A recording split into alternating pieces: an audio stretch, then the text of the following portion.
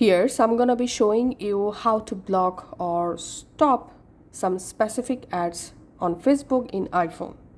So open the Facebook app and you have to tap this hamburger menu, then tap on settings and privacy. Open your Facebook settings. In settings, tap on account center. Under account center, tap on ad preferences.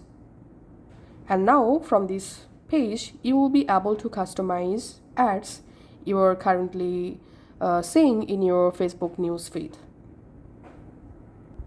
So you can just tap on see all next to add activity, and here you will find the list which ads currently running on your Facebook news feed. So if you want to block or stop any ads showing from your news feed, just tap the ad and tap on hide ads, and the specific ad will be hide from your Facebook news feed.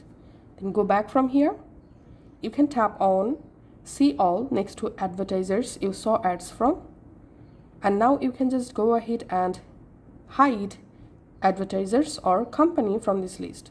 So for example, I don't want to see any ads from this mailer company or Facebook page, so I'm tapping on mailer and tapping on hide ads, and we can see you will not see any more ads from this account. So that's it for now. Thanks for watching.